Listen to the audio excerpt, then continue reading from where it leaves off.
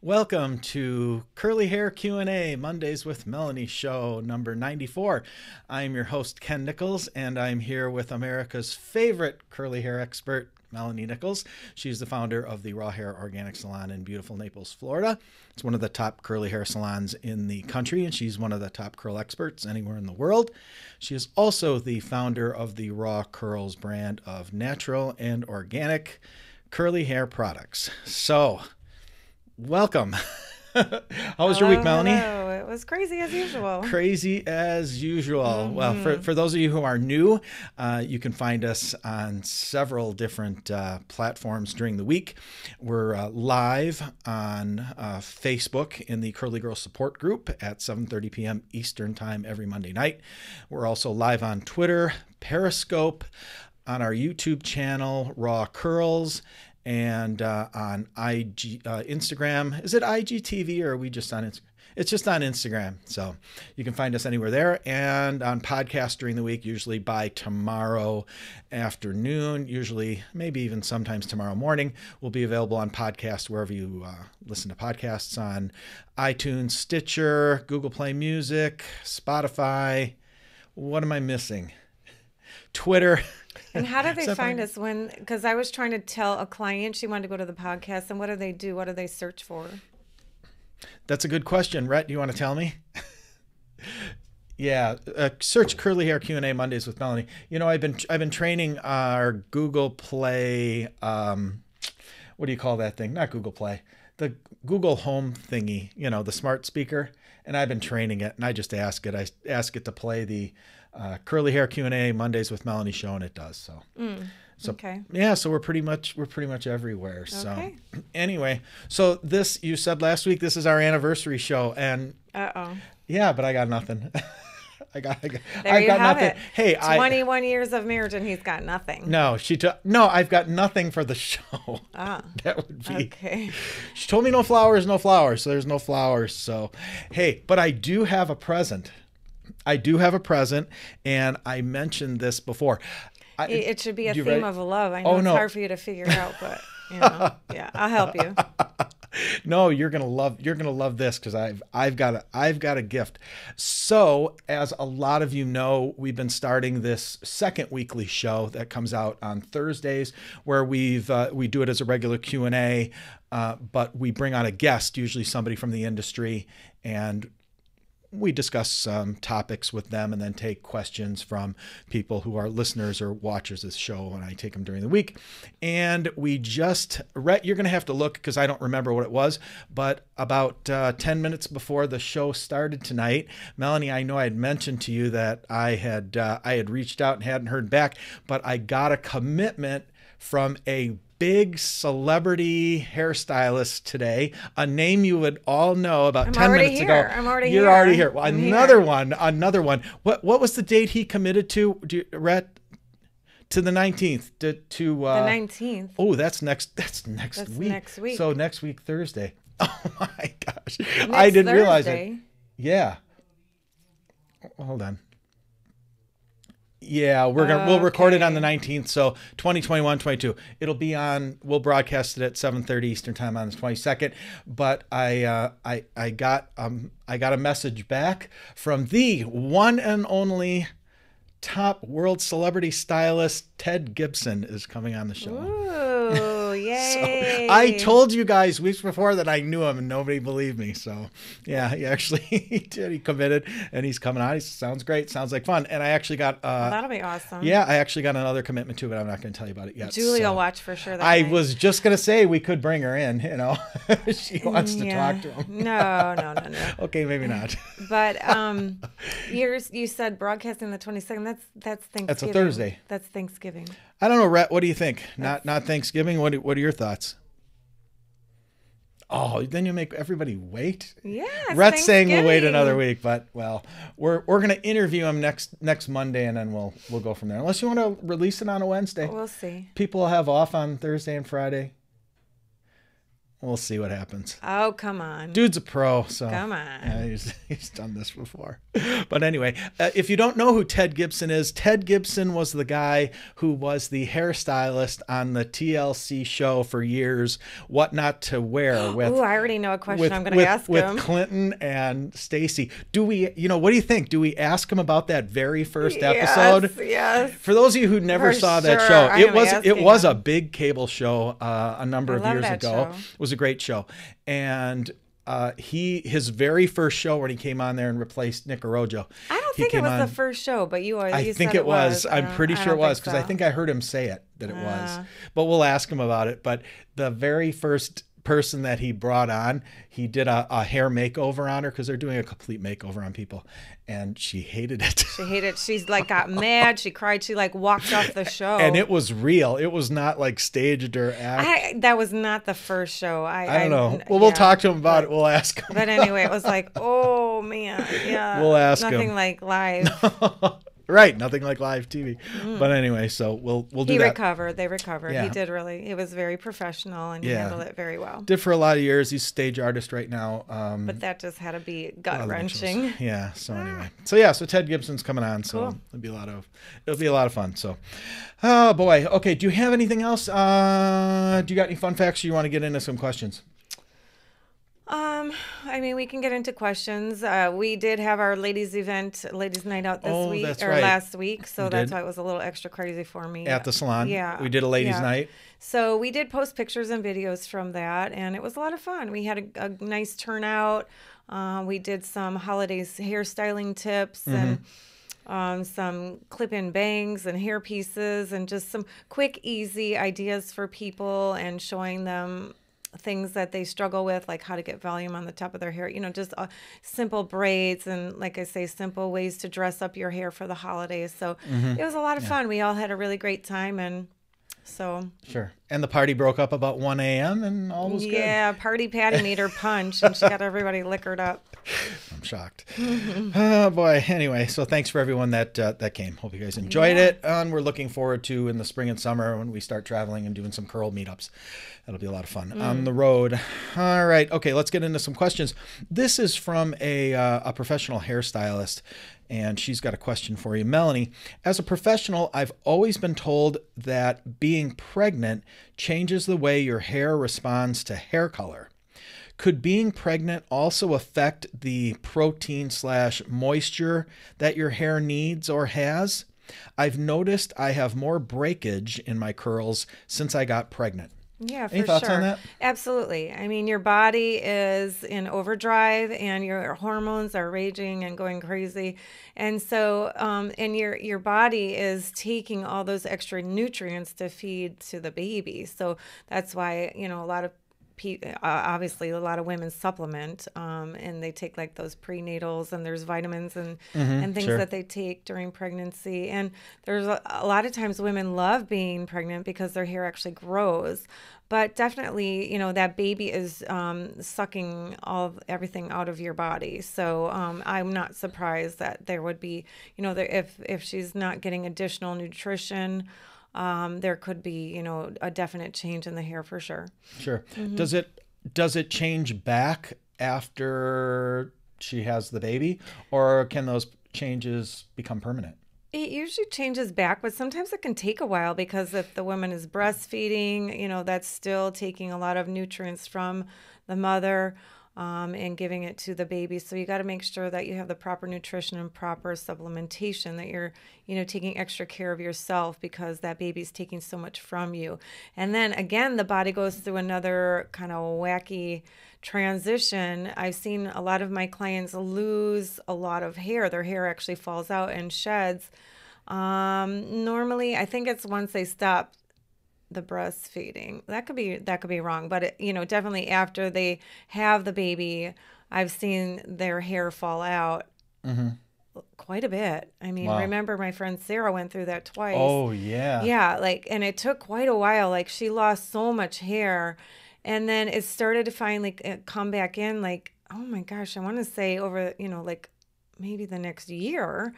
And then she got pregnant again and had a miscarriage. and lost all her hair. I shouldn't say all her hair, but shed a lot. lot of hair. Yeah. So anyway, yeah, that's very common. Very common.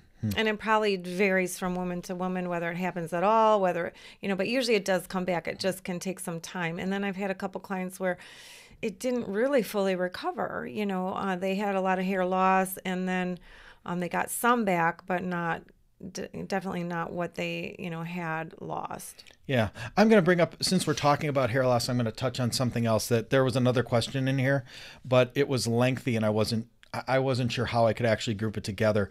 But this is something that I know about, and that's why I can word this a little bit better. There's a woman had mentioned that she has just recently gone through breast cancer. She finished the treatments, finished the chemo and radiation, and her hair is finally starting to come back. Her curly hair is finally starting to come back. Okay, so she was curly. Yeah, she was curly. It's a few inches long now. She says that the texture is weird. It's impossible to work with. Not sure what to do. And I didn't tell her this, but I remember with what happened with me, the last time I was sick is my hair finally came back, and you ended up having to cut it all off and shave me all off again so it could come back again. So do you want to comment on that for this woman, and also maybe talk about the American Cancer Society program that you've been a part of for over a decade, and what that program is, like 2 decades maybe, and what that program has to offer women who have lost their curls due to cancer treatments. You want to talk about that? Sure. So the American Cancer Society has a program called the Look Good, Feel Better program, and it's wonderful. It's in, I believe, all of the states as far as I know. So it's nationwide, and what we do, we have volunteers that are licensed cosmetologists like myself that go in, and you teach classes on how to work with your skin. So there's a kit provided that's really wonderful by different manufacturers.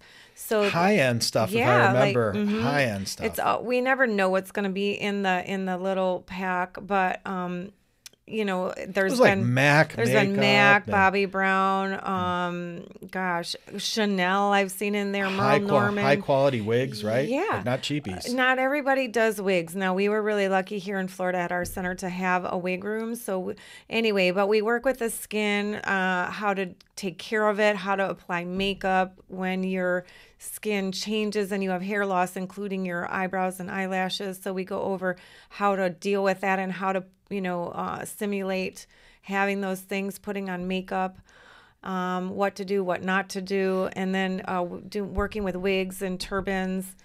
We did get to do that in our center, and I don't know that all of the centers do wigs, but anyway, the cosmetologist can certainly give, good information about that. So it's a fabulous program. It really is. It's super helpful. The women come in feeling kind of crummy, and then they leave feeling so pretty and beautiful. And, it might not be something that they do every day, applying all this makeup and wearing a wig and turban and hat and all that, or scarves and things. But it's good things to know in case you want to use it, because it's really helpful. Or if you have, like now the holidays coming up, or a wedding or a special event, really super helpful. And the women just love it. Yeah, I could totally get it, because the last time I was sick, I finished chemo. He tried to come. We wouldn't let him. It's for women. Yeah. Well, yeah, I wanted the wig. You wanted the makeup. And the makeup. Well, skincare stuff. But I remember that last time I finished chemo, and I was really... We've got pictures somewhere, but I was really bad. I mean, I look really, really bad. Like an alien. Like an alien. And it was about, maybe 2 weeks before Christmas and whatever. And, so everybody wants to go out and do something for Christmas or for New Year's. And it's just like embarrassing. So I could see for a woman that being, tenfold multiplied about how, worried you were. We actually that year, like 2 weeks later after I finished, we went out with a friend to a comedy show on New Year's Eve, and I was just terrified because I looked so bad. I thought, oh man, I said, if this guy comes at me, I'm just going to be, let the ground open up. And usually I'm not like thin skinned that way at all. I'd laugh, but I was like really self-conscious about it. But we could have got you a mullet. He wig. didn't know. My guess is that guy was a pro too, because he could have, and I saw his eye scans like, I ain't going near that guy, which was nice. But anyway, so let's go back to the woman about the. True. Sometimes if the hair comes back, you got to shave it all off and start again. Eh? Right. And, we went through that with Ken, like he said, his hair came back in and he was attached to it. And it's just like chemically burnt fuzz. It was really, it's like fried hair. And it was even like yellow and a weird color.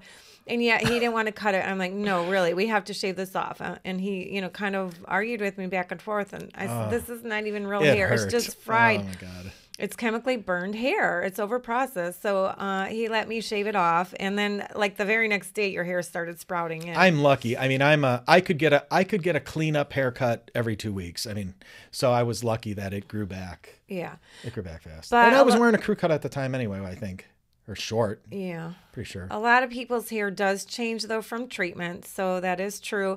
It can become a different texture. It can come back curly. Or it can, come back the opposite of what you have. Does it normally go back to what it was? Yes, normally. Sometimes it stays a little bit of a different texture. Sometimes you'll keep some of the curl. Yours came back more gray, and I would say more receded. Yeah, for sure. But for sure, more receded, and the gray was What, it didn't come back curly. Sorry. It did not come back curly, no. You didn't have curly hair, okay. But anyway, so that is common. And what can she do? There's not a whole lot. I don't know how far along she is as far as it growing back. Well, let me throw my advice from experience. Just don't get to it. Just do it early. Just shave it off and just be done with it. And it's kind of like ripping a Band-Aid off. Yeah, is it going to hurt? Yeah, but the earlier you do it, the better, because the longer you wait, it's still got to come. It's still got to come. Yeah, off. I always tell the women in my class, if when their hair is coming in, that very first little bit of growth, just shave it off, and then it just sprouts the other hair to be able to come in. So that's what I recommend right away. But if you're beyond that, then, there's conditioning treatments and things that you can do to try to help, soften it, or, help it to have extra, nourishment while it's growing in. Obviously, I'm, a big proponent of supplementing with vitamins and minerals and stuff that your body could be lacking, and that's, we all know how hard it is on the body and the system going through treatments like that. So it's going to be beneficial. It is. Well, good luck. Hope everything goes well. Let's go to another question. Now that I'm embracing my curls, I feel like you can really see a lot of my scalp through my curls. Is there anything I can do about this? So she has fine hair. Sounds like. I wonder how long it is. I don't know. She hasn't said. Okay. So definitely, the longer the hair is, it seems to feel thinner.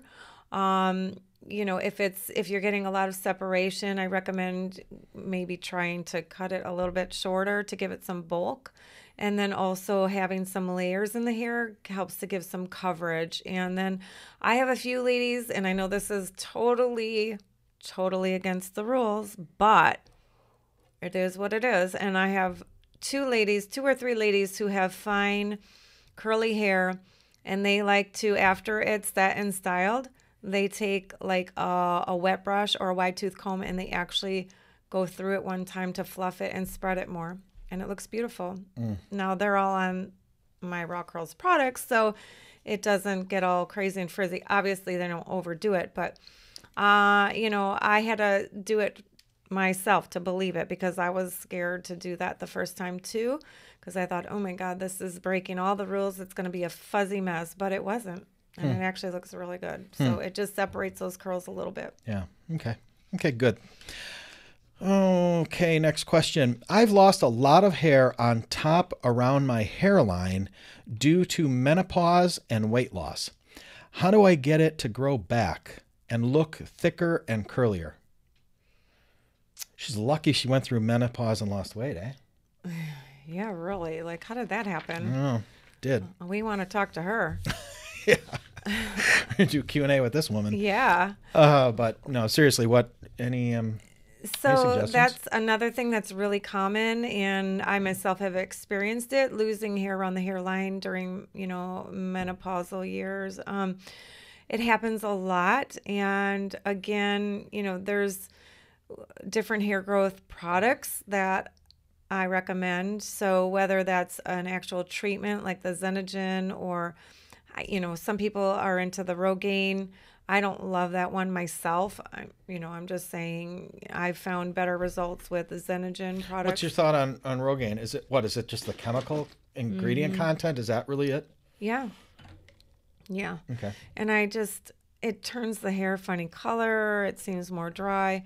I don't know. Some people have good luck with it, but there's many, many brands of hair growth products. And then there's also, they have some fillers. It's actually like spray-on fibers that you can, and this would be good for that woman who was seeing her scalp as well. They have those spray-on fibers. It's I've seen that. Yeah, you kind of. That's pretty slick. Mm-hmm. It's almost like a powder that you it's in like a bottle. Some of them you shake, and then some of them are kind of a puff that goes into the hair, and it colors the scalp, and it looks like little hair fibers, so it camouflages that skin. A lot of people love those products.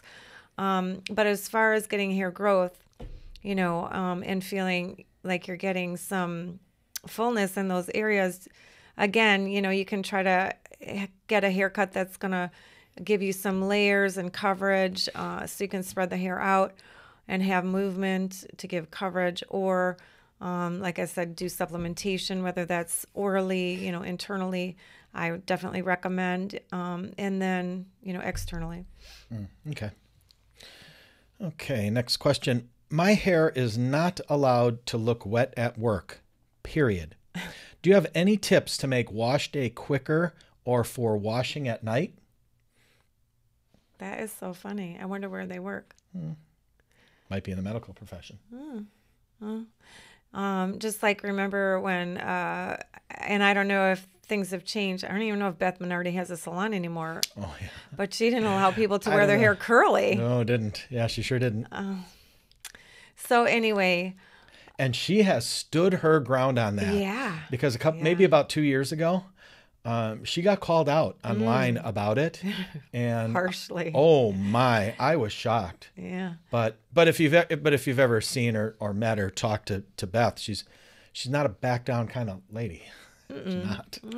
She's a New Yorker. Yeah. But yeah, she didn't back down on that. So can't have wet hair. Okay. Can't have wet hair.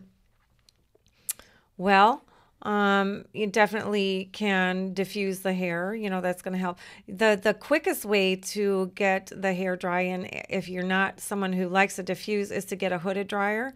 So similar to the ones that we use in the salon that have like the big bubble that you sit under. You can get one very reasonably, I'm sure, on Amazon. Everybody gets things on Amazon now. Like the guy on our Instagram page, like that. Did you see him? No. We didn't see him. I'll have to pull it up. You guys, you scroll back about a week on our Instagram page, you'll see him. Okay. You'll see him. He's got one from Amazon. Oh, okay. All right. Posted right on our page. So you can get got a 2,000 views. Countertop one. You can get one. Let me know. I've got 3 in my garage. Yeah, I'd be more than happy to sell a couple. The actual ones on a stand, like a tripod on wheels. You can order those, but you can get a decent countertop one for, I think, like $50 or something. Those dry the hair really quickly. So in the salon, we use them as our air drying time. So we put clients under them. We, have the products in the hair and set it, and we put them under there for 5 minutes at most. And it's almost, it's definitely like 80% dry already. And people are always shocked. So I would certainly recommend, if that's an issue for this person, to get a hooded dryer. That's probably going to be their best bet. Yeah. Okay. Good. Yeah. And washing the hair at night, I'm not a huge lover of that idea. I just, I guess it works for some people. I know they have said that they do it. Good for you. That's awesome. I just, for me, that would be a nightmare. Number one, I mean, it's gonna take a long time to dry, and by the time you sleep on it, it's gonna be crushed and weird. I don't know. And it seems like it's gonna frizz up because it's just not getting that setting time before you lay on it. So I don't personally love that idea, but Okay. I know it works for some. Yeah. Do you have any suggestions for people who work out in the mornings as far as a curl refresher, or how to refresh your curls post-workout? Any thoughts on that? Yes, there are a lot of products out there. There's like the dry shampoos that can help if you don't mind, using one of those products. Is it going to be more drying on the hair? Sure, but they're typically used at the scalp.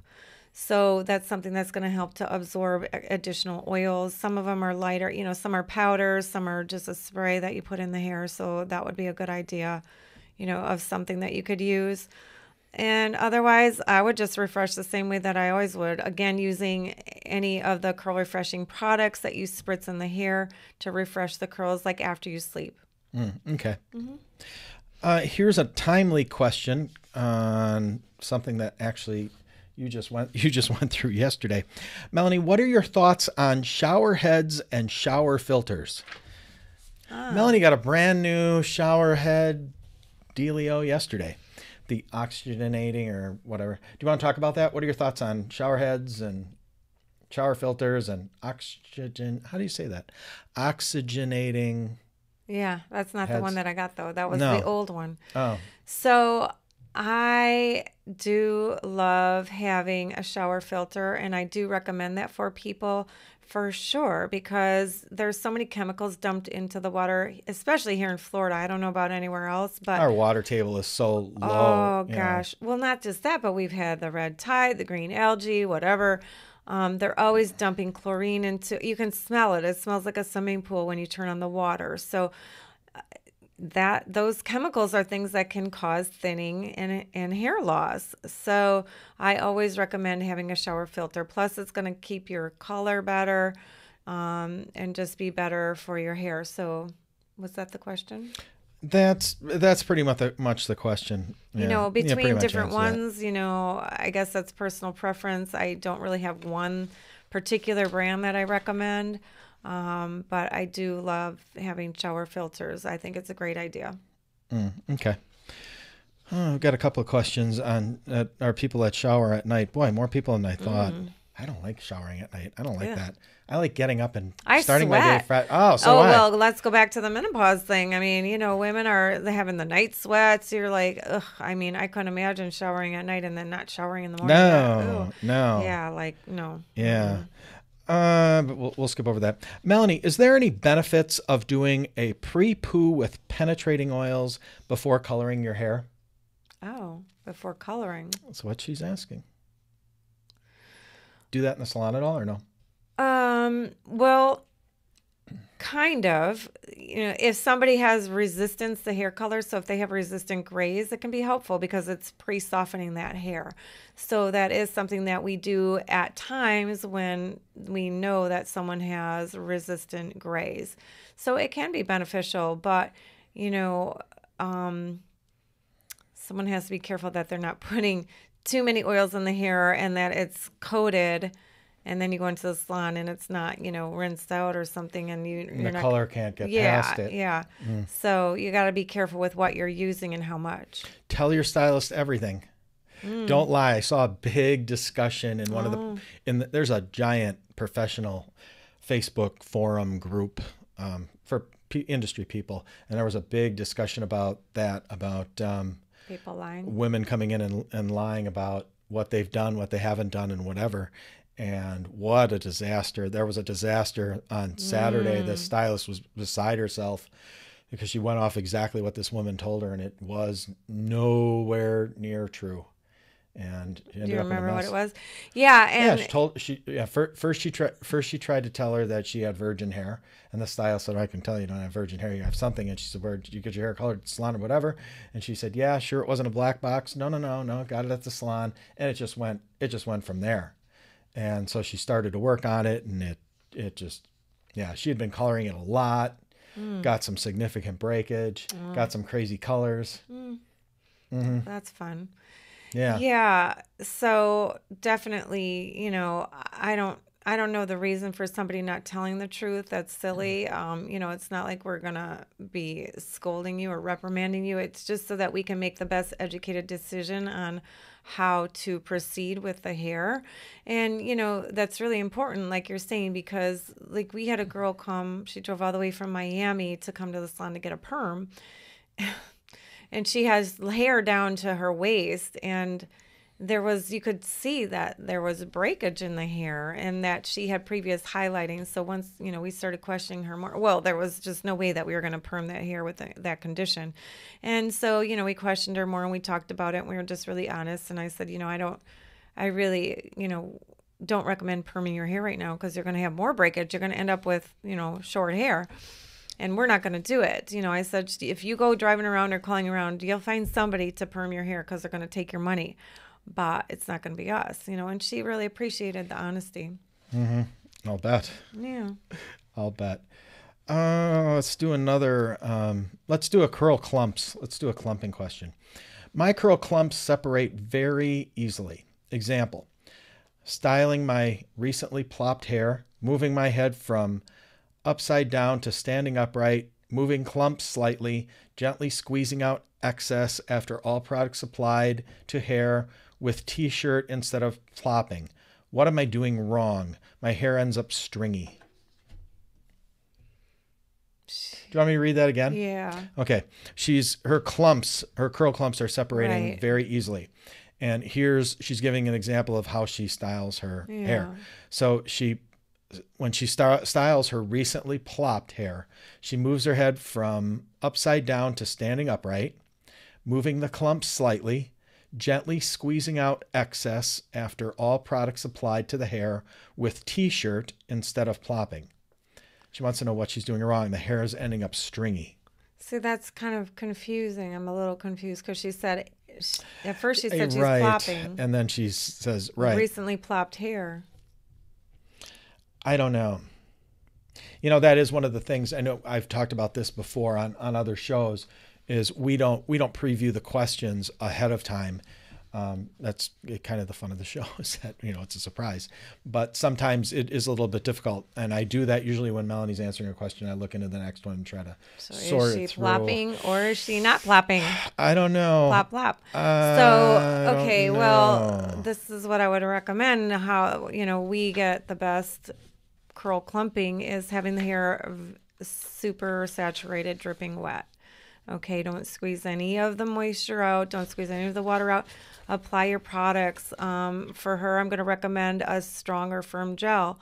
And then, you know, she can squeeze and scrunch the hair. And just, you know, honestly, if you want the largest clumps to stay together, then just don't even use a wide tooth comb or any other thing. Just use your fingers.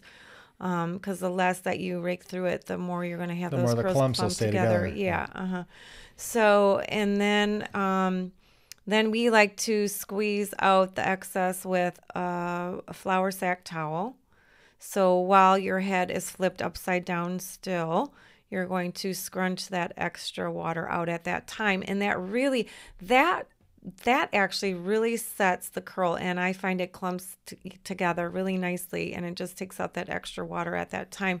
And then you just flip the head back and you're good to go. Okay. So I don't know if she's plopping or not plopping, but that's what I would recommend. Okay. Give that a try. Good. Okay, let's do one more question. What professional hair color lines are curly girls safe? What do you use in the salon, and what lines do you are you comfortable with that maybe you don't use in your salon? Okay. Got a list? Yep, sure. So what we use at the Raw Hair Organic Salon is OWAY, which is organic whey. It's OWAY. And that is a non-ammonia organic hair color, and it's fabulous. We also use organic color systems.